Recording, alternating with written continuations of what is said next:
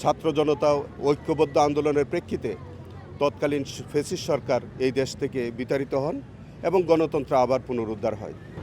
ইতিহাসের পাতায় শহীদ রাষ্ট্রপতি জিয়াউর রহমান এক অবিস্মরণীয় নাম। আমাদের বিএনপি সরকারের হাত ধরেই মুক্তিযুদ্ধ মন্ত্রণালয়ে প্রতিষ্ঠিত হয়েছিল। দেখেন, বাংলাদেশের স্বাধীনতার উষালগ্নে যখন জাতি দিশেহারা ছিল, ঠিক সেই সময়ে স্বাধীনতার মহান ঘোষক শহীদ রাষ্ট্রপতি জিয়াউর রহমান তিনি একজন সেনা কর্মকর্তা ছিলেন। তিনি যখন দিশেহারা জাতি, সেই সময় তিনি স্বাধীনতার ঘোষণার মধ্য দিয়ে এই স্বাধীনতার সংগ্রামের সূচনা তিনি করেছিলেন। তিনি রণাঙ্গনে মুক্তিযুদ্ধ করেছেন। 4 এপ্রিল ঐতিহাসিক তেলিয়াপাড়ায় জেনারেল উসমানীর নেতৃত্বে সেখানে 4টি সেক্টরে বিভক্ত করার জন্যে, মুক্তিযুদ্ধকে বেগবান করবার জন্যে 4 এপ্রিল সেক্টরে বিভক্ত করার প্রস্তাব দিয়েছিলেন। সেই প্রস্তাবের পরিপ্রেক্ষিতে মুক্তিযুদ্ধের 4টি সেক্টরে বিভক্ত হয়েছিল এবং তারই একটির দায়িত্বে রাষ্ট্রপতি জিয়াউর রহমান তিনি দায়িত্ব গ্রহণ করেছিলেন, মুক্তিযুদ্ধ করেছিলেন এবং স্বাধীনতা অর্জন না হওয়া পর্যন্ত তিনি রণাঙ্গনে ছিলেন।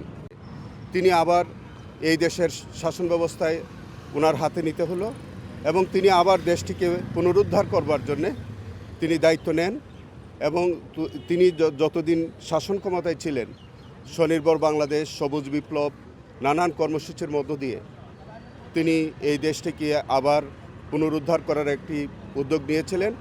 কিন্তু তিনি নির্মম হত্যাকাণ্ডের শিকারের পর জাতি আবার একটি ক্রান্তিকালে পতিত হলো। তার পরবর্তীতে তার সহধর্মিণী আমাদের প্রাণপ্রিয় নেত্রী দেশনেত্রী বেগম খালেদা জিয়া আবার গণতন্ত্র পুনরুদ্ধারের সংগ্রামে অবতীর্ণ হন এবং স্বৈর শাসনের কবল থেকে দেশটিকে উদ্ধার করে।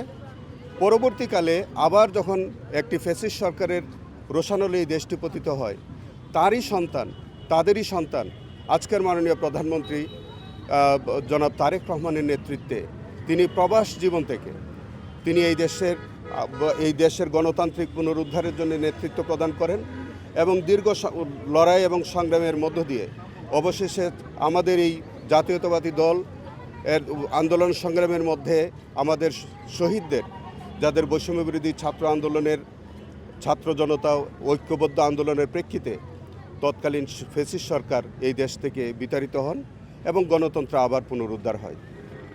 বর্তমানে আমাদের মাননীয় প্রধানমন্ত্রী জনাব তারেক রহমানের নেতৃত্বে একটি সরকার গঠিত হয়েছে। আমরা বিশ্বাস করি যে স্বাধীনতার এই দীর্ঘ 55 বছর পরে হলেও আমরা আমাদের বর্তমান মাননীয় প্রধানমন্ত্রীর নেতৃত্বে এই দেশটি পুনর্গঠিত হবে এবং আমরা স্বাধীনতার সুফল দীর্ঘদিন যেটা আমরা পাইনি সেটা মাননীয় প্রধানমন্ত্রীর হাত ধরে ইনশাল্লাহ বাস্তবায়িত হবে এই প্রত্যাশা করছি।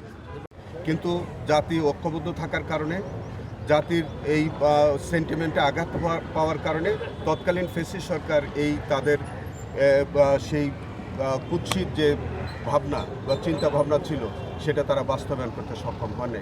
ইতিহাসের পাতায় শহীদ রাষ্ট্রপতি জিয়াউর রহমান এক অবিস্মরণীয় নাম।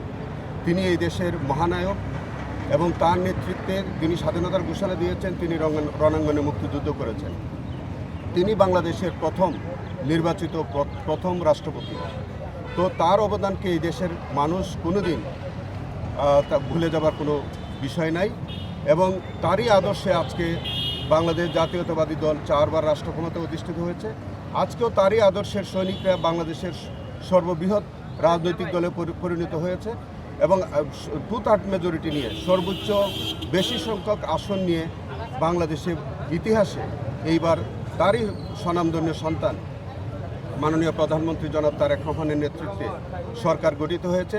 তিনি একটি পরিবর্তনের অঙ্গীকার করেছেন এবং তিনি একটি স্বপ্নের অঙ্গীকার করেছেন। আমরা বিশ্বাস করি জনাব তারেক রহমানের হাত ধরেই এই দেশ প্রকৃত অর্থে যে স্বাধীনতার যে স্বপ্ন আমরা দেখেছিলাম সেটি ইনশাল্লাহ তার হাত ধরেই এই দেশে স্বাধীনতার স্বপ্ন বাস্তবায়ন হবে। 2001 সালে আমাদের 2002 সালে আমাদের বিএনপি সরকারের হাত ধরেই মুক্তিযুদ্ধ মন্ত্রণালয়ে প্রতিষ্ঠিত হয়েছিল এবং সেখানে তখন ভুয়া মুক্তিযোদ্ধা অথবা বা অমুক্তিযোদ্ধা যারা ছিল তাদের তালিকা করা হয়েছিল, প্রকৃত মুক্তিযোদ্ধাদের তালিকাবদ্ধ করা হয়েছিল। পরবর্তীতে মুক্তিযোদ্ধা এই সব কিছুতে তৎকালীন সরকার এটাকে দলীয়করণ করার একটা অপচেষ্টা করে।